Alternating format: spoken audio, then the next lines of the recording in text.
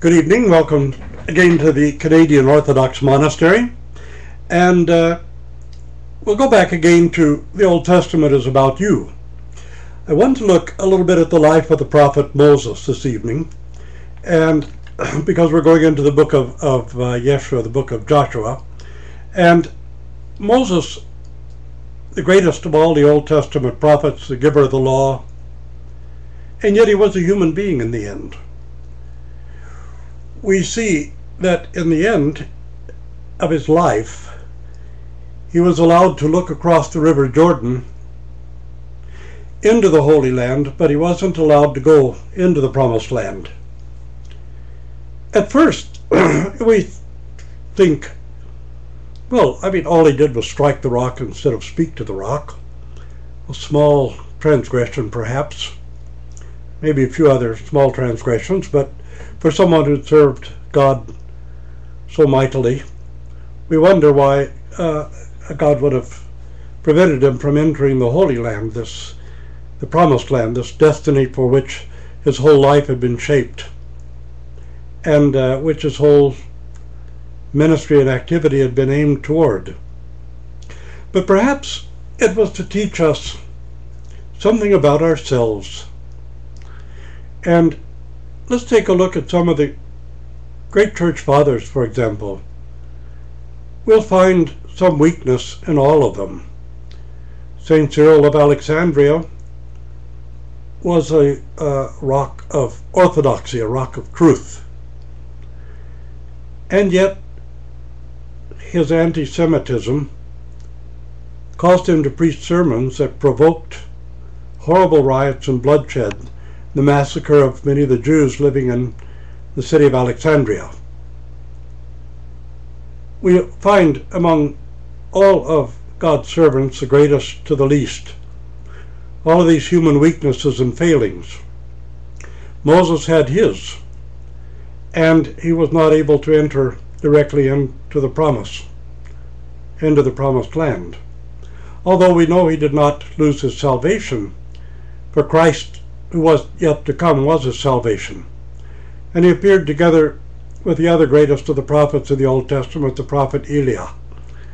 And so we see ourselves in this also, that whatever our struggle and however much we strive to serve God, to serve our fellow human beings, and to practice the truth of the Orthodox faith, we nevertheless all have our human weaknesses.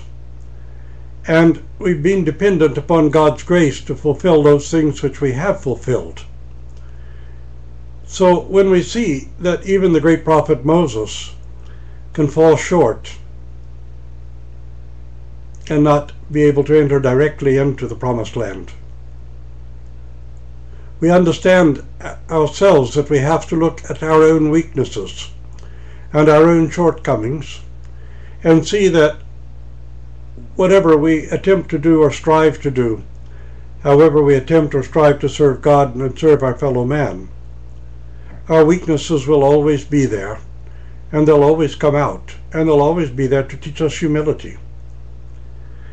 I think that Moses, whom God himself called the meekest man on earth, which is why he'd chosen him for his own special service, having participated in and witnessed such great momentous miracles of God, and having, as it were, experienced God himself on the Mount of Sinai, receiving the 10 Commandments, must have needed a powerful lesson in humility so that he could enter into paradise itself. And God gave him that lesson in humility by causing him to die outside the Promised Land, not to be able to enter together with his people. We also have to learn that humility through our failings and weaknesses. And when we strive so mightily to serve God, we often do it with the mind, mentally. It's sort of like morality, which is external, which we fulfill mentally because we know right from wrong, and we decide to mentally make a decision to try to strive to do the right thing. And yet our heart remains untransformed because those things we know in the mind have not been brought into the heart. And perhaps to look at the sign of the cross for a moment from another perspective. We know we trace the sign of the cross and we make the Orthodox confession of the Trinity and the two natures of Jesus Christ, who came down to earth for our salvation. But when we make the sign of the cross, to take those things which we know mentally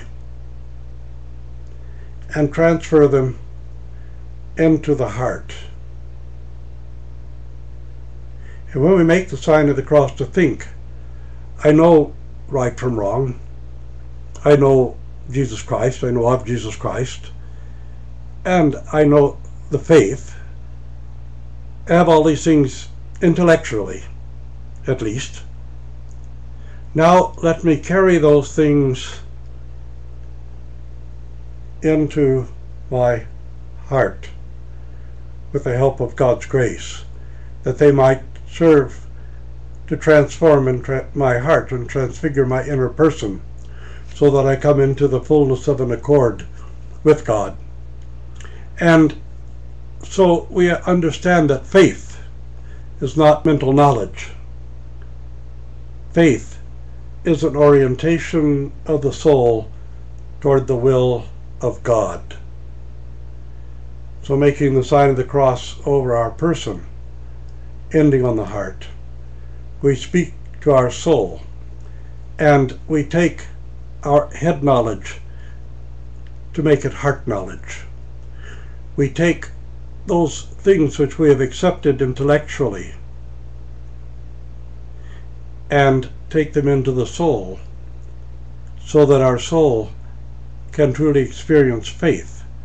And the true experience of faith is a genuine and sincere orientation of the will toward the will of God, an orientation of the heart, of the soul, and the will toward the will of God.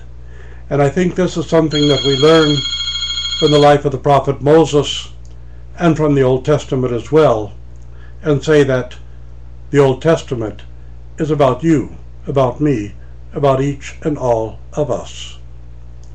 Thank you for joining us, and God bless you all.